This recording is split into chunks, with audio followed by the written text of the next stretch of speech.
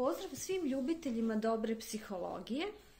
Ja se zovem Tanja Šešu i u ovom videu bih želela da nastavim priču o glavnim iracionalnim uverenjima po jednoj vrsti kognitivno-bihevioralne psihoterapije koja se zove racionalno-emotivno-bihevioralna psihoterapija ili skraćeno REPT. Uverenje o kome bi danas želela da kažem nešto malo više glasi: ja moram biti voljena ili prihvaćena od većine meni važnih osoba i ukoliko nisam, onda je to užasno i strašno i ja to ne mogu da podnesem, ili onda manje vredim ili nisam vredna ljubavi, što su sve derivati ovog glavnog iracionalnog uverenja. Po mom mišljenju, ovo je jedno od najčešćih iracionalnih uverenja koje susrećemo u praksi. Možda je za nijansu ređe od uverenja o kome sam govorila u prošlom videu o niskoj toleranciji na frustraciju ili o LFT-u. Zato je i dobilo počasno drugo mesto u ovom serijalu priče o iracionalnim uverenjima. Za sve vas koji niste do sada poslušali prethodni video o LFT-u, toplo preporučujem da ga poslušate. A mi danas pričamo o sledećem uverenju: ja moram biti voljena ili prihvaćena od strane svih za mene značajnih osoba u životu. Sem što je jako često, ovo uverenje se karakteriše i time što je žensko. Naravno, uverenja nemaju pol, ne mogu da budu ženska ili muška, ali u praksi, suštinski, ona pokazuju preferenciju ka određenom polu i ovo uverenje pokazuje preferenciju ka ženskom polu, zbog toga ga ja smatram dominantno ženskim uverenjem, to je srećem ga u bitno većem procentu i broju kod žena nego kod muškaraca. To nije nikakvo čudo, s obzirom da žene od malih nogu, od uzrasta devojčica preko devojaka do odraslog doba, bivaju socijalizovane ili vaspitavane da svoju ličnu vrednost i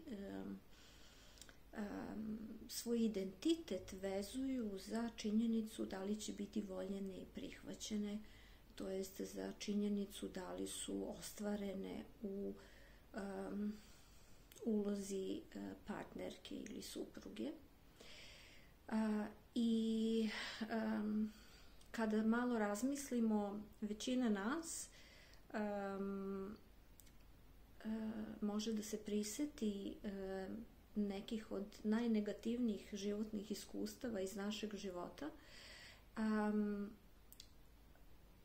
i vidjet ćemo da će tema, to jest da je tema koja je bila tada prisutna u stvari bio neki oblik odbacivanja, neprihvatanja ili neuzvraćanja ljubavi,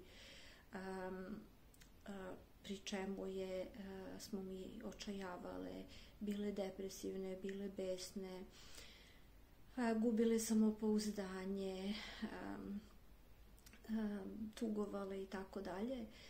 Drugim rečima, doživljavale čitav spektar različitih negativnih osjećanja. Šta reći o ovom iracionalnom uverenju? To jest, šta je problematično kada govorimo o ovom iracionalnom uverenju? Pretpostavljam da vam je jasno da ima više problema, ali ovaj prvi koji bih izdvojila i koji je po meni možda najznačajniji, jeste u tome što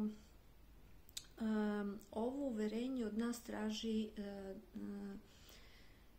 da život posvetimo Sizifovom poslu, ili, ako bih to mogla manje metaforički da kažem, od nas traži nešto što je nemoguće. Šta pod tim podrazumevam?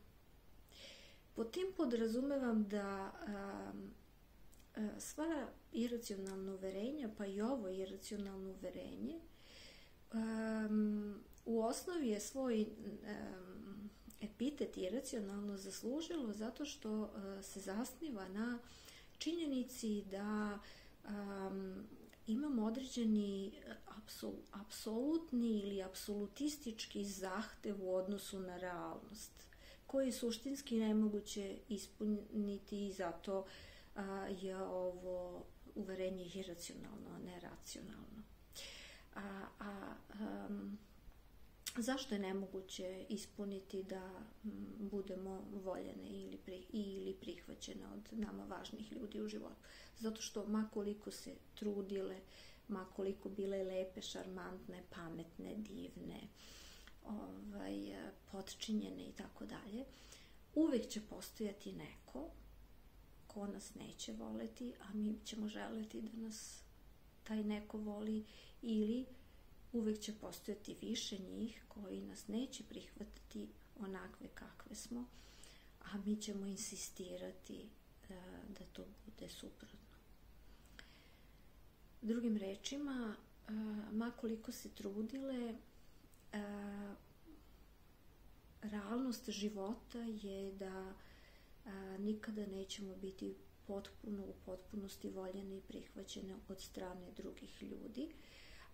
I da to nema nikakve veze, ono što je važno da razumemo jeste da to nema nikakve veze sa nama, nego da je to u stvari uvek vezano sa čitavim nizom različitih faktora koji se odnose na te druge ljude. Dakle, zahtevamo nemoguće od sebe verujući u ovo iracionalno uverenje. I to je prvi problem sa kojim se susrećemo, ako u njega verujemo, ako verujemo u ovo iracionalno uverenje. Drugi problem koji je podjednako po meni važan jeste što ovo uverenje nas tera u takozvano uslovno prihvatanje ili uslovno voljenje sebe. Ako malo obratite pažnju na njegovu formulaciju, ja vredim ili ja sam vredna ljubavi samo ako sam voljena ili prihvaćena. Ovo samo ako sam nešto je uslov. I problem sa uslovnim vrednovanjem sebe ili voljenjem sebe je u tome što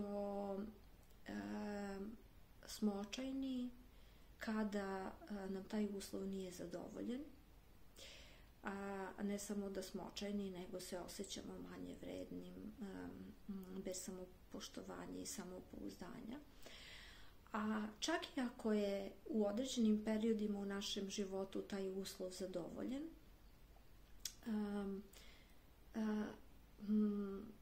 nemamo garanciju da će on trajati sa vremenom.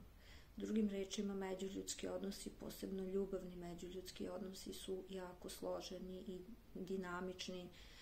Ono što je u njima inherentno jeste stalna promena. I ako imamo ovo iracionalno uverenje ili ovu uslovnu ljubav prema sebi, onda ćemo u svakoj situaciji kada doživimo, bilo to realno ili ne, da osoba čija ljubav nam je uslov da sebe volimo, da će prestati da nas voli ili da slabi njena ljubav, nas puni anksioznošću, brigom i strahom.